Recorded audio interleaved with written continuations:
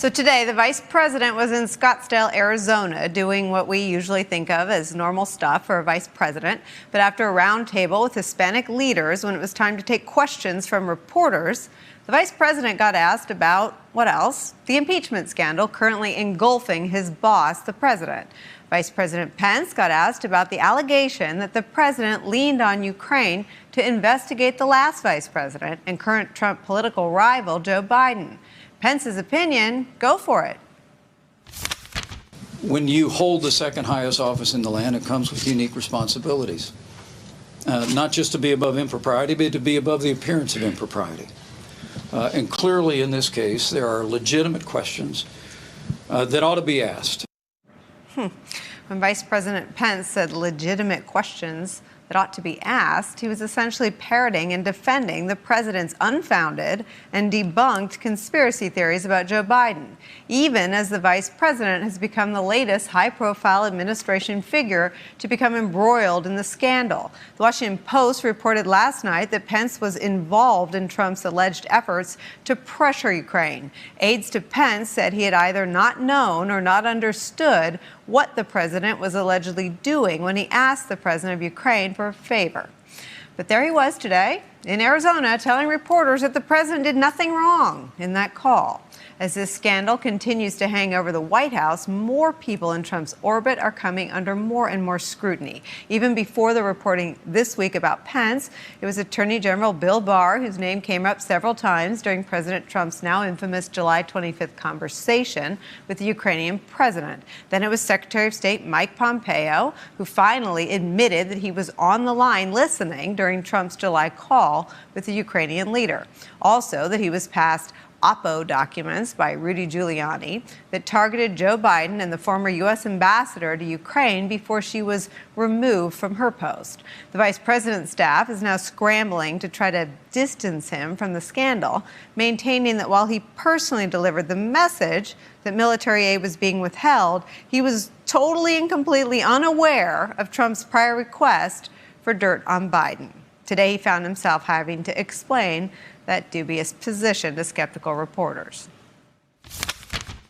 Can you say what you spoke about with President Zelensky when you met with him in Poland, and whether the Bidens came up, whether you mentioned the Bidens at all with him? Well, as I said the day after that meeting, we focused entirely, in my meeting with President Zelensky of Ukraine, on the issues that President Trump had raised as a concern, namely the lack of support from European partners for Ukraine, and real issues of corruption in Ukraine. Those were the topics that we discussed.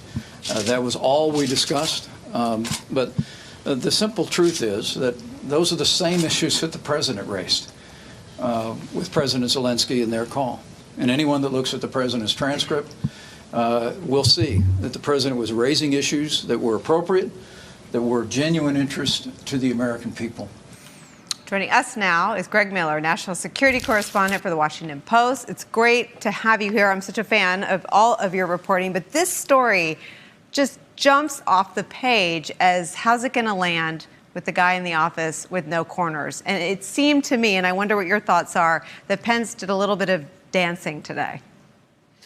Yeah, I mean, I think he's in a tough spot. I mean, he is so far in this presidency walked this tightrope where he sort of is supporting the president at every step, but simultaneously keeping some distance away from him, enough distance that he hasn't been terribly tainted by all these scandals. But I think in our story today, we were trying to write just how difficult it is to kind of accept that assertion of obliviousness in this case, given how many flags there were that were swirling all around the vice president while he's delivering these messages, these very powerful and important messages to this new leader in Ukraine. I mean, and obliviousness is the perfect word, because if you take what Pence said in the tape we played, you have to believe that he didn't know that when he said investigate corruption, what Zelensky heard was investigate Biden. Is that your understanding of Pence's position today? I think that is Pence's position. And, and I've had many senior officials, including senior officials in this administration, say they find it highly implausible that Pence didn't read the transcript of that July 25th call between Trump and Zelensky before Pence then goes off to meet with Zelensky. It would border on malpractice for him not to do that when he's meeting a new leader with such a thin resume at that point, frankly, that Zelensky had. You'd want to know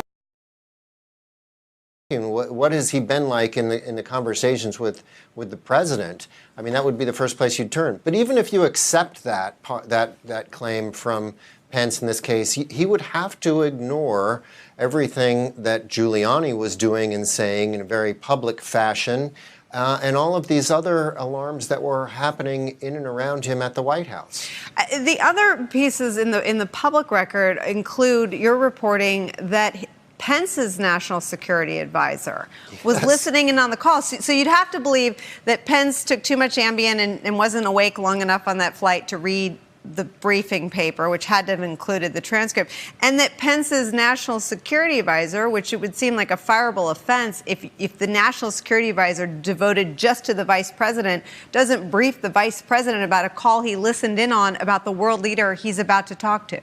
Thank you for reminding me that. I think that was like one of the most important facts in our story, that yes, the vice president's national security advisor was on that call, was in the Situation Room listening to Trump speak with Zelensky on July 25th.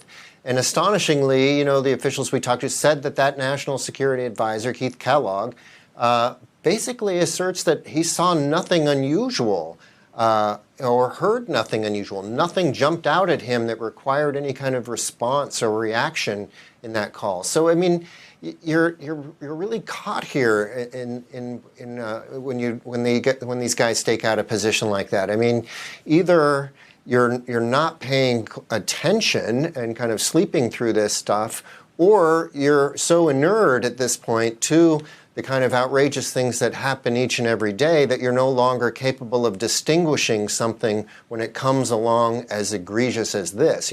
Asking the leader of another country to dig up dirt on a Democratic presidential candidate no longer registers with you as a problem. It's an unbelievable state of affairs. Greg Monroe, thank you so much for this reporting and for spending some time with us. We're grateful. Thank you. Up next, there's one story that's been flying under the radar for the past few weeks, but I suspect that won't be the case much longer. That story's straight ahead. Stay with us. Hey there, I'm Chris Hayes from MSNBC. Thanks for watching MSNBC on YouTube. If you want to keep up to date with the videos we're putting out, you can click subscribe just below me or click over on this list to see lots of other great videos.